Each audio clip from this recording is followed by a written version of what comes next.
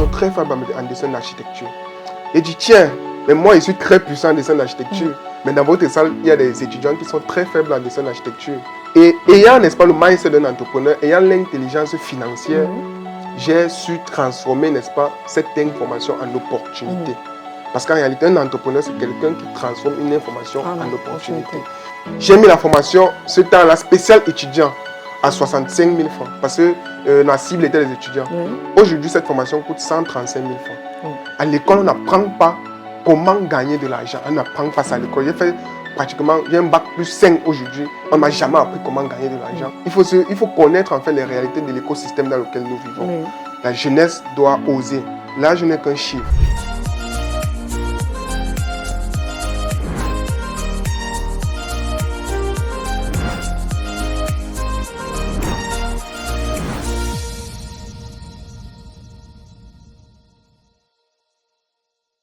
Étudiant entrepreneur, Gabriel Sigué est un jeune qui se bat pour joindre les deux bouts. Il est l'invité du jour sur MC Business TV. Bonjour Gabriel et bienvenue dans le coin de l'entrepreneur. Merci, bonjour et merci de m'avoir invité. Pour tous ceux qui nous regardent justement, qui est Gabriel Sigué? Oui, Gabriel Sigué, n'est-ce pas, c'est ce jeune-là. Gabriel Sigué, c'est ce jeune-là, n'est-ce pas, qui se bat au quotidien. C'est également cet étudiant-là qui a compris, n'est-ce pas, les réalités de l'écosystème dans lequel nous vivons et qui a décidé de ne pas faire du suivisme, qui a décidé, n'est-ce pas, de se démarquer. Parce qu'en réalité, notre système éducatif, n'est-ce pas, a mis un processus en place.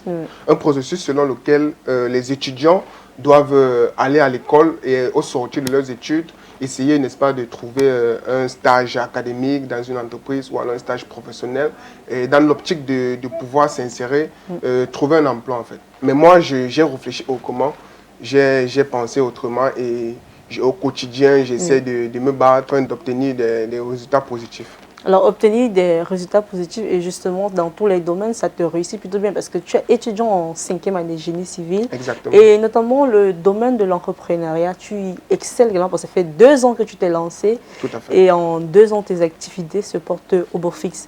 Mais on aura le temps d'y revenir. Mais déjà, raconte-nous tes débuts en tant qu'entrepreneur. Oui, mes débuts, j'aimerais d'abord, pas en tant qu'entrepreneur, parce qu'en réalité, en tant que personne individuelle. Donc, en tant qu'entrepreneur individuel, je veux dire. Donc, Gabriel Sigué, n'est-ce pas, à ses débuts, c'est ce jeune-là qui vendait l'Imbitacola. C'est ce jeune-là qui vendait des citrons à Yassa. C'est ce jeune-là également qui était pousseur, qui a fait du pouce. Et lorsque j'ai eu le bac, n'est-ce pas, mon papa m'a amené à la douche. Je suis en train de parler de mes débuts, en fait. Donc, je suis allé à la douche. J'ai pris les chaussures, les babouches femme, babouche homme. Je me battais niveau 1, niveau 2. Parallèlement à mes études, je vendais en fait. Donc je vendais afin de pouvoir trouver de quoi payer mon transport pour aller à l'école. Et arrivé en licence, arrivé à niveau 3, n'est-ce pas, j'ai trouvé un stage professionnel dans une entreprise de la place. Et c'était vraiment pas facile pour moi. Parce que déjà, le salaire, c'était vraiment... C'est pas évident. C'était pas évident, le salaire vraiment, parce que lorsqu'un étudiant trouve un stage dans une entreprise, le salaire est très minime. Donc moi, ça ne me favorisait pas du tout parce que, figurez-vous, l'entreprise était pratiquement à 600 de la maison. Et même pas seulement sur le point de vue financier, également sur le point de vue psychologique, en fait, j'étais déstabilisé parce que je quittais de la maison à 6 heures. J'allais au travail, je quittais le travail à 17 heures.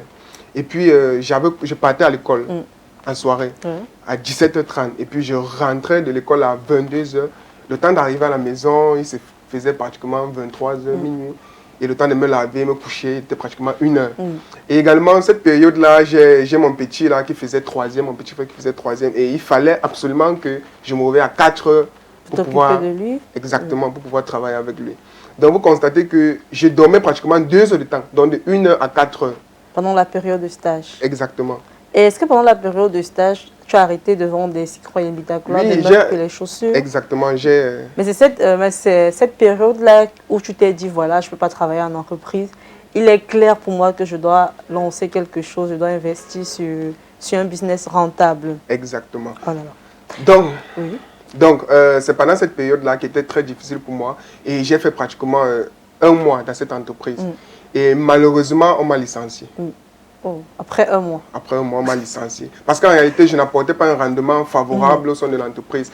Du fait que je venais pratiquement à 8 heures et on coupait la lumière à l'entreprise. Et la lumière revenait pratiquement à 16 heures. Et le boss, et moi à 16h, 17h, je m'apprêtais déjà pour aller à l'école. Donc il n'y avait pas le travail, il n'apportait pas grand rendement en fait. Et le boss, lui, il n'était pas d'accord. Parce que c'est à 17h là qu'il mettait vraiment la pression aux gens de travailler. Pour travailler, mais toi tu te disais non, il faut que je rentre, il faut que je parte à l'école. Donc comme ça, un mois, le boss m'a dit que non, le rendement n'est pas productif. Parce qu'en réalité, dans une entreprise, le rendement doit être productif. Donc il m'a licencié. C'est un peu ça. Ça en fait qui a fait un éveil de conscience en fait. C'est ça qui m'a vraiment boosté le moral en fait. Mais comment avec tout ce que tu as vécu, tu as réussi à te challenger et à te relever? Oui, déjà, après ce licenciement, je reste à la maison, au chômage. Donc, Encore, je reste à la maison au chômage. Je réfléchis s'il fallait que je parte revendre mes bitacolas, s'il fallait que je parte revendre mes babouches, ou alors s'il fallait que je reprenne la vie en fait que je menais avant. Mais là, je visais grand. Je visais grand. Je dis, qu'est-ce que je vais faire? Qu'est-ce que je vais faire? Est-ce que je vais encore repartir vendre des bitacolas? Donc, je cherchais en fait. Mais maintenant, pendant ces 3 ans, parallèlement à ce que je faisais, je me formais en entrepreneuriat, je me formais en finance, j'assistais à des conférences, je regardais les vidéos du docteur Claude Nobissi, j'assistais à des conférences, je me formais en fait. Donc j'avais cet esprit entrepreneurial-là. J'avais en fait le mindset de l'entrepreneur, malgré le fait que je travaille dans une entreprise.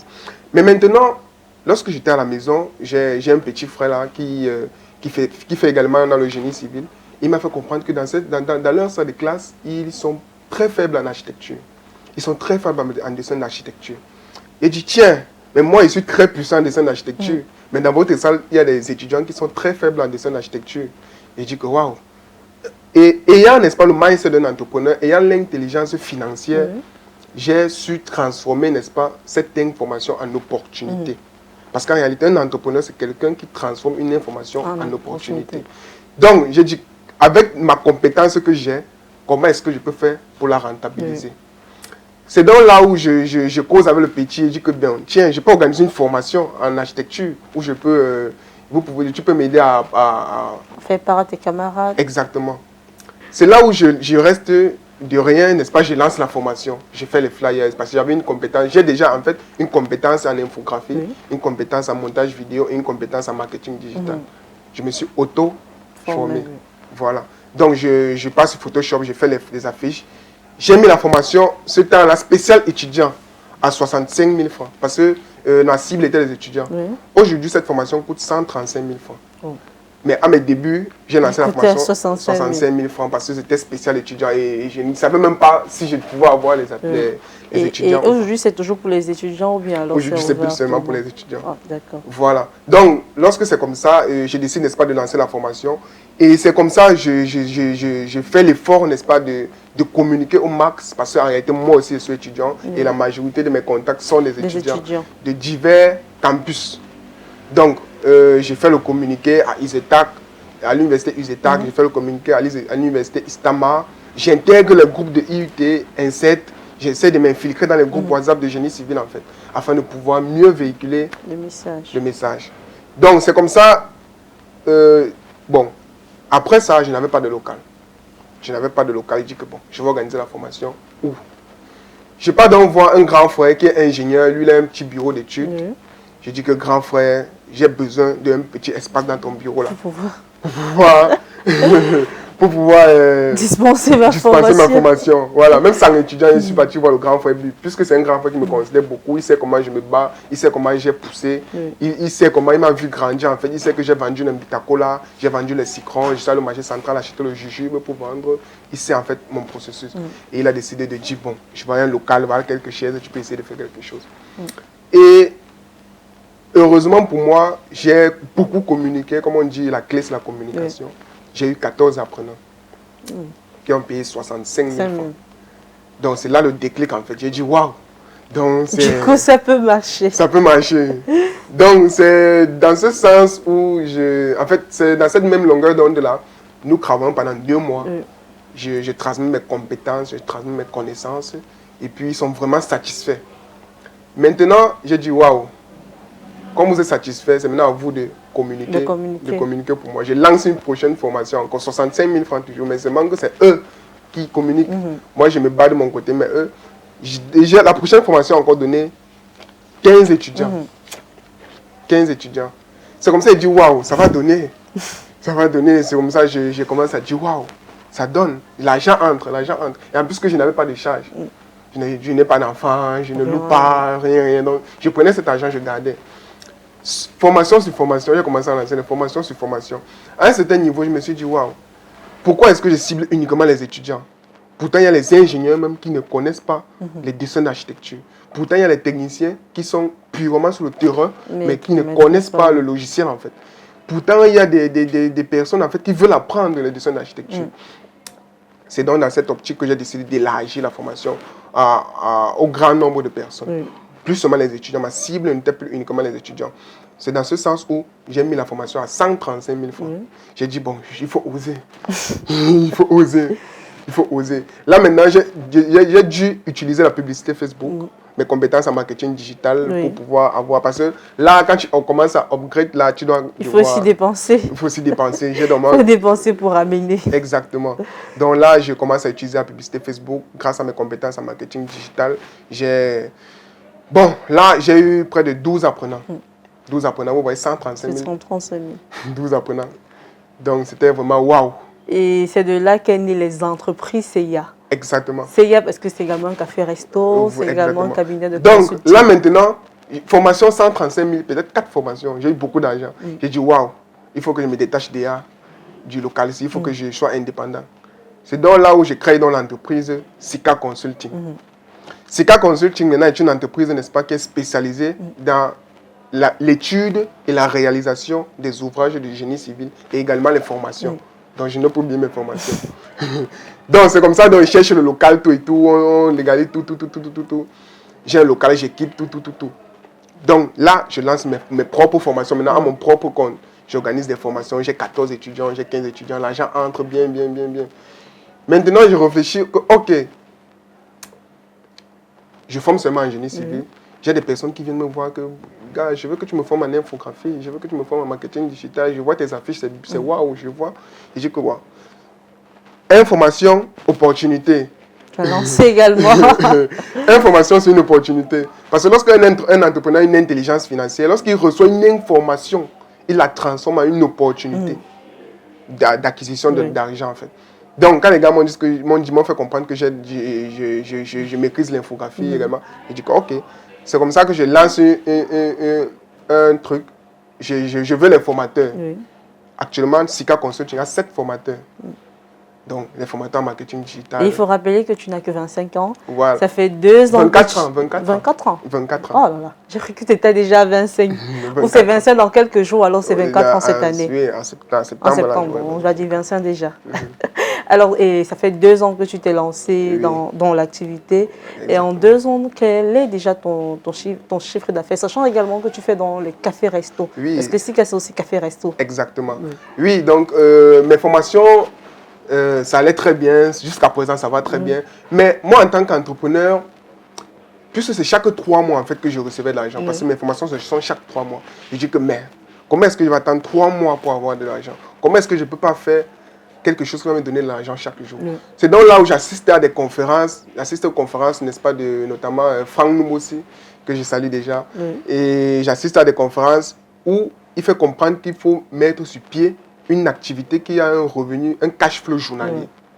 Donc il dit, waouh, il me faut une activité qui a un cash flow journalier. Là, je réfléchis, je dis que waouh, je réfléchis, cafétéria, restaurant, salon de coiffure, je réfléchis toutes les activités là. Mais bon, mon esprit s'est plus penché positivement sur le restaurant, sur la restauration. Là, maintenant, il dit que waouh, il faut que je lance un café-resto pour avoir un argent chaque jour. C'est donc là où je me lance dans le cafétéria. Je lance le café-resto Sika. Je cherche le local, j'équipe tout et tout. Je cherche 2 serveuses. Bon, une serveuse au début. Au début, c'est moi qui servais. Je me suis formé dans un café. J'ai servi au début pendant 1 mois. Mais après, j'ai arrêté, j'ai mis quelqu'un. Actuellement, ça tourne très bien. Donc, c'est comme ça, c'est d'où naît en fait le café-resto Sika. Voilà. Et justement, en 2 ans, quel est approximativement le chiffre d'affaires? Oui, en 2 ans, en 2 ans, s'il faut dire un chiffre d'affaires, c'est énorme. Parce qu'on C'est lourd. parle de C'est lourd. 2,5 millions sur 3 mois. Oui, sur 3 mois, c'est lourd. Donc si on peut faire C'est lourd. fois 24. C'est lourd, c'est lourd, c'est lourd. Les gens n'y croient pas en fait. Oui. Les gens n'y croient pas en fait. Donc, les gens, ils n'y croient pas. Surtout mes camarades promotionnels, mes camarades de classe. Ils n'y Du croient coup, pas. les 2,5 millions sur 3 mois, là, Voilà. c'est avec la restauration uniquement ou avec Non, les avec deux? les formations et la restauration. Et la restauration, c'est Oui, ça qui donne exactement. un budget de 2,5, enfin, un bénéfice de 2,5 millions. Tout à fait. Voilà. Parce qu'en réalité, ma scolarité, déjà au Master 1, c'est moi qui payais. Donc, Je fréquente à de la salle oui. et ma scolarité, c'est 810 000 francs. Mm. Niveau Master 1, Oui. c'est moi qui ai payé. Et également, cette année aussi, c'est également 810 000 francs. Et lorsque je compte avec le transport, nutrition, ça monte à près de 1 200 000. Et en tant qu'entrepreneur, est-ce que tu rencontres en tant qu'entrepreneur individuel, parce que tu as insisté sur ça, est-ce que tu rencontres des difficultés? Si oui, comment est-ce que tu les gères? Oui, je rencontre des difficultés. J'ai rencontré même d'abord d'énormes difficultés. La première difficulté ici, qui est la plus grande difficulté déjà, c'est mon âge. C'est mon âge. Parce qu'en réalité, les gens ne veulent pas me faire confiance. Lorsque je veux même... Il est trop jeune. Voilà, il est trop jeune, il est trop petit. Est-ce qu'il il est mature? Il y a des papas, n'est-ce pas, il y a des ingénieurs qui sont venus 40 ans, 45 ans, qui sont venus en fait pour que je les forme en fait. Puis ils ont vu le communiquer sur Facebook et puis ils sont venus au sein de l'entreprise afin de pouvoir s'enregistrer. Maintenant, lorsqu'ils arrivent, ils tombent sur moi. Ils disent que mais c'est le petit si. Ils s'attendaient en fait à une grande personne. Et j'ai perdu beaucoup de clients comme ça. J'ai perdu pas mal de clients comme ça. Donc ils viennent, ils disent qu'ils veulent s'inscrire. L'inscription c'est 15 000. Lorsqu'ils viennent, ils disent que bon, je vais d'abord te donner 5 000, je reviens. Lorsqu'ils me donnent 5 000, je connais déjà, donc je prends les 5 000 là, je l'enregistre, mais je sais c'est parti. Mais comment est-ce que tu fais pour gérer tout cela? Oui, bon, déjà, moi je suis une personne déterminée. Je suis une personne qui n'abandonne pas, qui n'abandonne jamais. Je suis une personne qui... Je sais ce que je veux en fait. Et dans ma tête, en fait, c'est que derrière chaque problème, il y a une solution. Derrière chaque difficulté, il y a quelque chose qui se cache en fait. Et moi, pour pallier à cela, n'est-ce pas, j'ai pris quelqu'un un peu plus mature que moi. J'ai dit que ok, on s'arrange. 3 mois. Donc pendant les 3 mois, c'est toi qui vas me représenter. Donc lorsque tu es au sein de l'entreprise, lorsque quelqu'un est là, c'est toi qui vas voir. C'est toi qui vas causer avec lui. Je l'ai formé en fait. Je l'ai formé en vente parce que moi également j'ai des compétences en vente, en marketing, tout et tout. Comment convertir un client.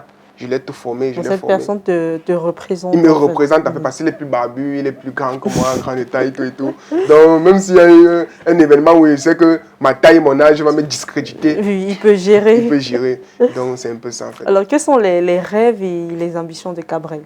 Oui, bon, moi mes rêves, c'est d'être un grand investisseur. Un très grand investisseur en fait. Ça c'est mon rêve, c'est mon principal rêve. Un très grand investisseur.